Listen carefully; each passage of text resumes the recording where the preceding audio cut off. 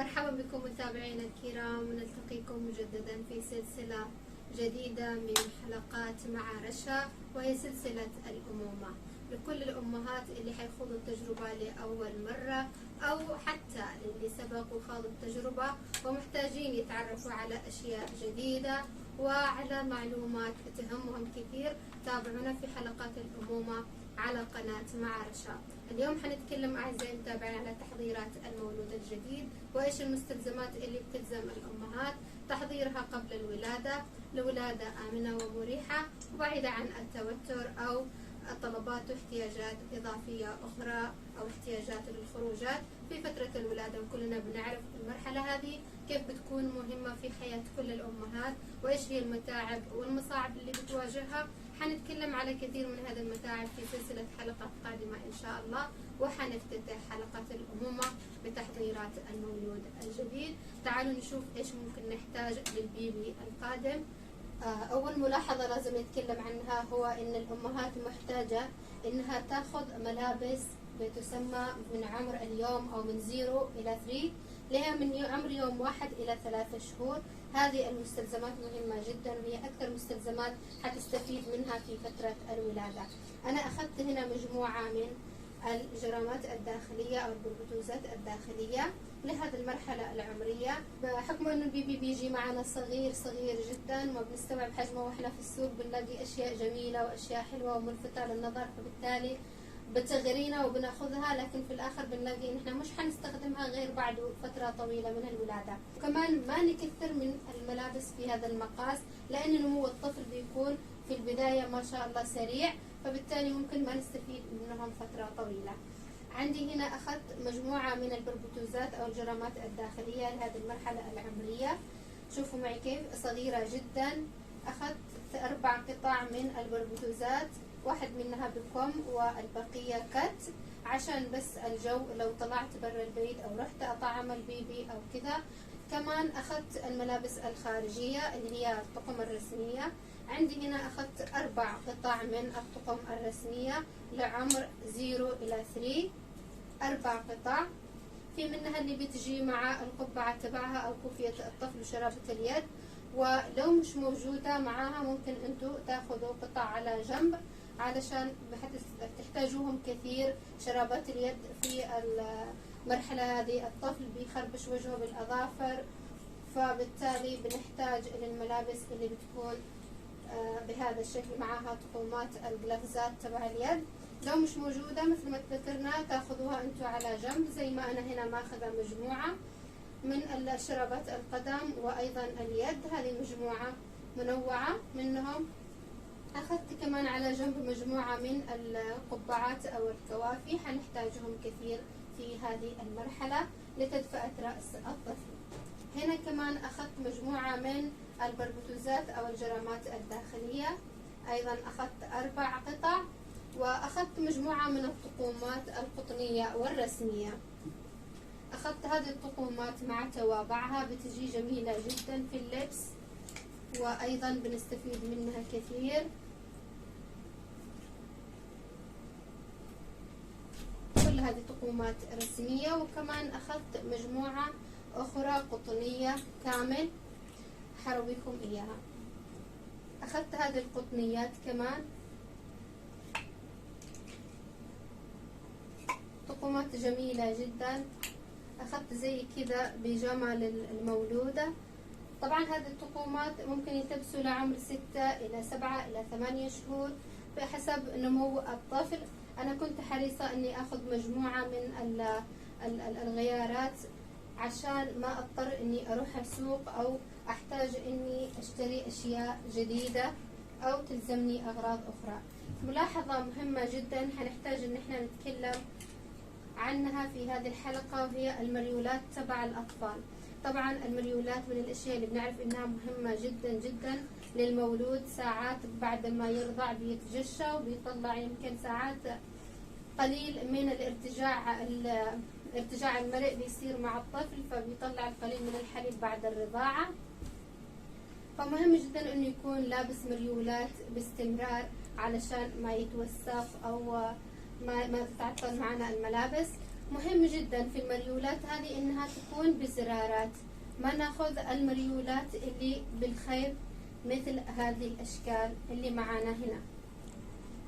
طبعا انا اخذت هذولا، بس انا حريصة جدا انه الطفل تبعي البسه هذه المريولات في حالة الاضطرار. لو انا موجودة جنب الطفل، لو انا موجودة مع الطفل ممكن البسه المريولة اللي هي بخيط، لانه ساعات بيحصل اختناق للطفل، بيتحرك الطفل وممكن ينضغط الخيط على عنق الطفل وممكن يتضرر لا سمح الله. فبالتالي كونوا حريصين دائما انكم تاخذوا هذا الشكل من المريولات اللي هي بزرارات. انا اخذت ابو الخيط لاني ما لقيت خيارات كثيرة من ابو زرارات، وانا محتاجة مجموعة اكبر من كذا. فهذه من اهم القطع اللي لازم تحرص الامهات على انها تاخذها. عندنا كمان شغلة ثانية مهمة جدا جدا، وهي المناشف او الفوط الصغيرة. هذه الفوط انا بستخدمها لما بجشي البيبي، بحطها على الكتف وانا بجشي البيبي. حنشوف طريقة تجشئة البيبي ان شاء الله في حلقات قادمة، وكيف ممكن نتعامل مع البيبي في هذه اللحظات. هذا الفوط بتنفعنا كثير، وبنحطها ساعات على فرش البيبي تحت راسه، عشان مثل ما تكلمنا لو البيبي حطيتيه او نيمتيه على الجنب ذا او على الجنب ذا، ممكن تحطي له من هذه الفوط. لو صار معه ارتجاع في المريض ينزل على هذه الفوط وما بينزل على الفرش بالكامل. فهذه الفوط مهمة جدا تكون معاكم، في منها اشكال والوان مختلفة كثيرة. وايضا شغلة جدا مهمة وهي السفرة تبع البيبي، سفرة تغيير الحفاض مهم جدا تكون مع الام. انا اخذت مجموعة 3 قطع من السفر، طبعا باحجام مختلفة. هذه اصغر قطعة معي، حبيت اوريكم اياها. وفي اوقات ما احنا بنعمل تهوية للطفل، مش معقول الطفل حيكون لابس الحفاضة على مدار 24 ساعة. مثل ما بنعرف كلنا انه الطفل محتاج لاوقات يفضل فيها بدون حفاضة. وحنتكلم على هذا الموضوع ايضا عشان نمنع حساسية الاطفال اللي بتصير في مكان الحفاضة.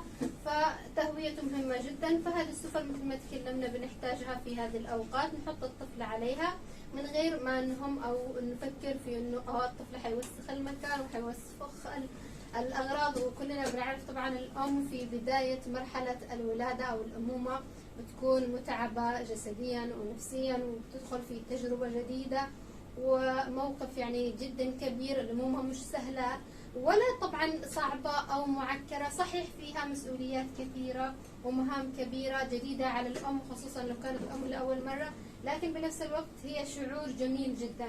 فعشان نخفف الأعباء هذه القطعة من الأشياء المهمة جدا اللي بتحافظ لنا على أن الأم ما تتعب كثير ولا توسخ أغراض كثيرة ولا تغسل كثير. شغلة كمان حنتكلم عنها هي الكفرات تبع البيبي أو الشيالات أو اللفات، في لها مسميات متعددة. حنتكلم عن اللفات. أنا أخذت هنا مجموعة قطع من اللفات، لازم تكون معاكم القطع كبيرة بهذا الشكل أو أكبر كمان. مهم جدا هذه القطع تكون متوفرة معاكم للف الطفل، بنحتاجها كثير كثير. بيجي معاها خيط اللفة بهذه الطريقة، وكمان مثل ما تكلمنا بنحتاجه كثير. وفي منه بيجي قطع أخرى بهذا الشكل فيها كفر لرأس البيبي. هذه القطع أنا نوعتها، أخذت منها مجموعة مثل ما انتم شايفين، تقريبا 5 قطع. عندنا هنا كمان اللفات الخارجية أو لفات الخروجات. مثل ما ذكرنا بنحتاج نطلع مشاوير، لو حتى مشوار تطعيم البيبي حنحتاج هذه اللفات كثير. وهذه من الأشياء جدا جدا مهمة تكون موجودة معاكم ومحضرة معاكم. برضو حتطلعوا المستشفى وقت الولادة. أنا أخذت قطعتين من لفات الخروجات.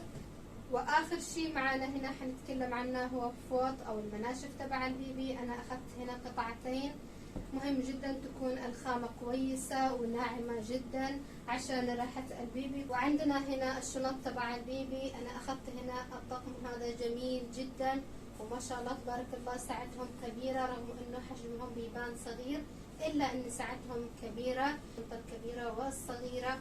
ومنهم أيضا علبة الرضاعة أو حافظة الرضاعة اللي ممكن نستفيد منها بحفظ رضاعة البيبي. وكمان بيجي منهم الشنطة الصغيرة اللي ممكن تستفيدوا منها وتحطوا فيها أغراض البيبي، مثل قلامة الأظافر، المشط، الكريم. لو رايحين أي مكان، لو عندكم طلوعات حتستفيدوا منهم كثير. طبعا أنا حبيت هذه الشنطة كثير رغم أنه كان في خيارات كثيرة في السوق. هنا حضرت شفاط الحليب اللي مهم جدا يكون مع كل أم. سبحان الله ساعات البيبي ما بيعرف يرضع أو يمسك الثدي في الرضاعة، فبتحتاج انها تشفط الحليب عشان ما يسوي لها اي مضاعفات. هنا حضرت رضاعتين. هنا حضرت كمان فرشاة لتنظيف الرضاعات، وحضرت هنا الكريمات والشامبو. هنا عندنا كريم ترطيب البشرة وصابون الغسل، وايضا الشامبو والبلسم والزيت ترطيب البشرة والبودرة تبع البيبي. مش مهم عندي هنا اعرض الانواع، ولا مهم عندي اتكلم عن ماركات، المهم عندي اوصل الفكرة والاغراض اللي ممكن تحتاجهم كل ام. وبعد كذا انتم لكم حرية الاختيار في اختيار النوع والماركة اللي حتناسبكم. وعندنا كمان هنا المناديل المبللة. الحفوضات اخذت رقم 0 اللي هو حديث الولادة، بيتسمى حفاضات حديثي الولادة، صغيرة جدا في الحجم. واخذت ايضا رقم 1 لان سريع البيبي بينمو معانا وبنحتاج لحجم حفاضات اكبر. هنا عندي هذه المخدة اللي أنا بعتبرها من أساسيات الأمومة ومن أساس تحضيرات البيبي الجديد، بنحتاجها كثير وحنتكلم عنها في حلقات قادمة. المهم إنها من أساسيات التحضيرات لاستقبال المولود. عندنا هنا أدوات العناية اللي هي عبارة عن فرشة شعر صغيرة، وبالإضافة إلى قلامة الأظافر. أخذت هنا قلامة بعدسة كبير، ساعات بتكون أصابع وأظافر البيبي صغيرة جدا، وهذه بتساعدنا إنه ما نجرح البيبي أو نعوره أثناء تقليم أظافره. وأيضا مقص. هنا عندنا اللهايات اللي ممكن تستخدمهم بعض الأمهات، أنا شخصيا ما بفضل استخدامهم وحنتكلم عنهم في حلقات قادمة إن شاء الله. هذا كل ما حضرناه للبيبي، وحنشوف إن شاء الله في الحلقة القادمة. موضوعنا حيكون تحضير شنطة الولادة. كونوا معنا على الموعد، ونلتقيكم مجددا في حلقة جديدة من سلسلة الأمومة على قناة مع رشا. في أمان الله.